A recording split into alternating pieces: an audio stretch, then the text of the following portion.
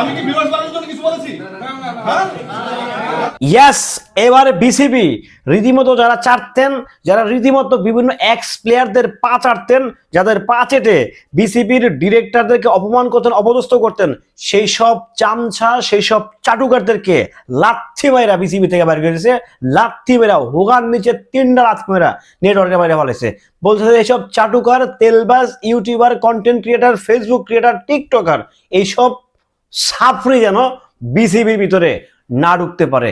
চূড়ান্ত লেভেলের বয়কট করে দিয়েছে এবার বিসিবি। ইয়েস, থামস আপ, আপনারা খুব ভালো কাজ করছেন, কিপ ইট আপ, ক্ল্যাপ দিলাম ভাই। হ্যালো এভরিওয়ান, আসসালামু আলাইকুম, শিমুল আছি আপনাদের সঙ্গে। বিসিবির একজন পরিচালক, বাংলাদেশের টেস্টের প্রথম সেঞ্চুরিয়ান খালেদ মাসুদ পাইলটকে একজন চাটুকার যেভাবে প্রশ্নগুলো করছেন, যেভাবে ছোট করেছেন, মনে হয় যে খালেদ মাসুদ পাইলট হচ্ছে তার চামচা, তার বাড়ির চাকর, তার চা টানে।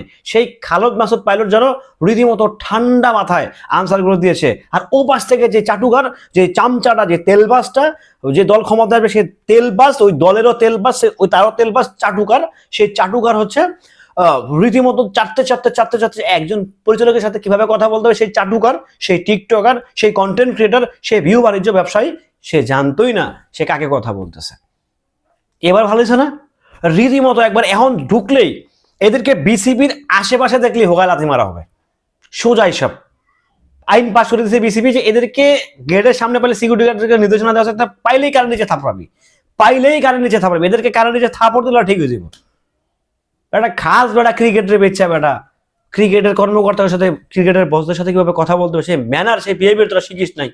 একজন বাংলাদেশের টেস্ট সেঞ্চুরিয়ান, যে হচ্ছে বাংলাদেশের টেস্টকে বহির্বিশ্বে পরিচয় করে দিয়েছে, টেস্ট খেলা বাংলাদেশ খেলে ক্রিকেট বিশ্বে পরিচয় করে দিয়েছে যে না তারা সেঞ্চুরি করতে পারে, আর সেই লোকটাকে রীতিমতো অপদস্থ করে দিয়েছে, মানে প্রায় প্রায় শখানিক লোকের সামনে রীতিমতো তাকে অপদস্থ করা হয়েছে। সে বাংলাদেশকে সার্ভিস, তার অপরাধ কিছু বাংলাদেশের প্লেয়ার, স্টুপিড।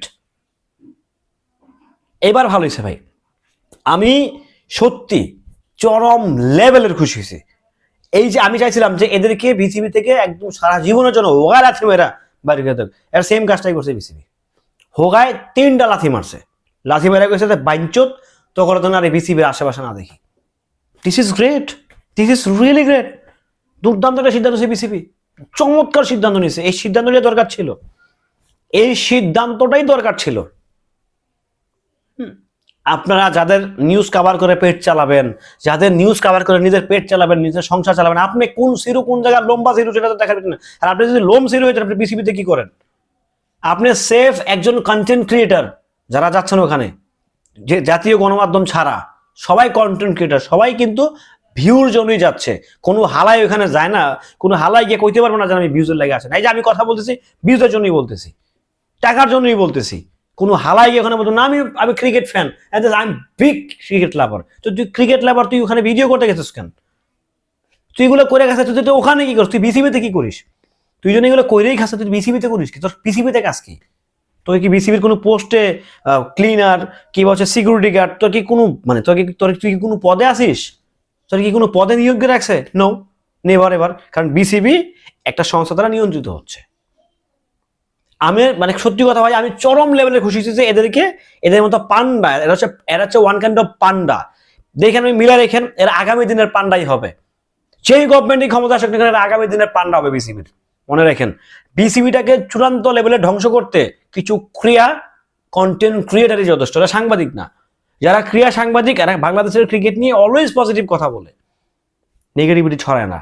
বাংলাদেশের খেলা খারাপ খেলে বলেছে, আমার দেশে খেলতেছে, আমার দেশের প্লেয়ার খেলতে, গুড, দিস ইজ গ্রেট, চেষ্টা করছে, হয় না আবার হবে, একবার না পারলে দেখো শতবার। খারাপ খেললেই গোষ্ঠী উদ্ধার, ভালো খেললেই ওয়াও, পাইছিস কই এগুলা? যাই হোক, আমি খুব খুশি হয়েছি বিসিবির ব্যাপারটাতে, সত্যি আমি খুব খুশি হয়েছি। মানে এটাই হওয়ার দরকার ছিল, এদের সাথে টোকাই মোকাইদের সাথে এরকমই হওয়া উচিত ছিল। ভালো থাকবেন, সুস্থ থাকবেন, আল্লাহ হাফেজ।